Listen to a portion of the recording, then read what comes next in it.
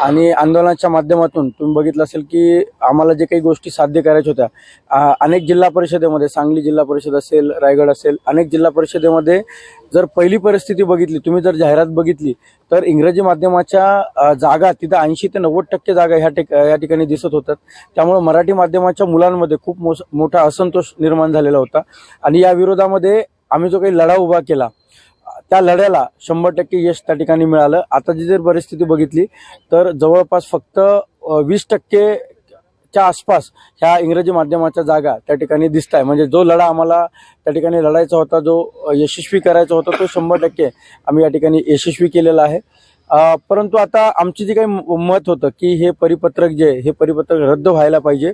जी काही मागणी होती ती मागणी या ठिकाणी पूर्ण नाही जरी झालेली असली तरी जो न्याय आम्हाला या ठिकाणी द्यायचा होता तो दिला गेलाय। याचं कारण असं आहे की परिपत्रक रद्द करायचं असेल, जे धोरण त्या ठिकाणी ते सांगता की 2013चा जो GR आहे तो GR या ठिकाणी जिवंत आहे आणि त्या GR वरती ही भरती त्या ठिकाणी होते।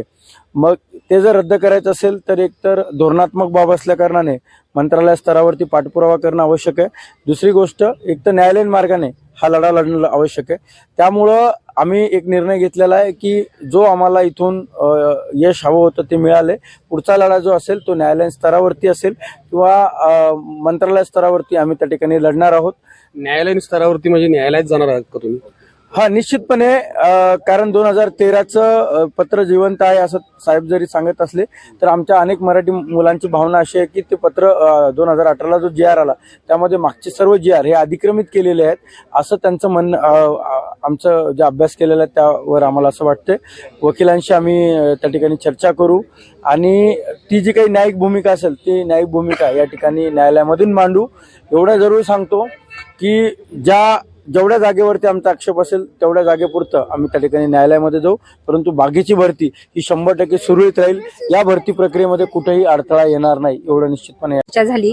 त्यातून आम्हाला सांगण्यात आलं की जी 22 तारीख अंतिम तारीख दिलेली आहे जाहिराती अपलोडिंगसाठी, तर त्यानंतर काही मुदतवाढ होणार नाही। जाहिराती लवकरात लवकर अपलोड होतील। त्यानंतर पुढच्या आठवड्यामध्ये आम्हाला प्राधान्यक्रम देण्यासाठी टॅब उपलब्ध होणार आहे आणि आम्ही आयुक्तांना विनंती केली की आचारसंहितेच्या पूर्वी भरती कुठल्याही परिस्थितीत पूर्ण करा। तसं आयुक्तांकडून सांगण्यात पण आले की आम्ही आचारसंहितेच्या पूर्वी भरती पूर्ण करण्याचा प्रयत्न करू। मी सर्व अभियोग्यताधारकांना एकच विनंती करेल की आता या भरतीमध्ये कोणीही कुठले अडथळे न आणता, कोणीही याच्यामध्ये अडचणी निर्माण न करता ही भरती सुरळीतपणे पार पाडून द्यावी ही मी सर्वांना विनंती करेन।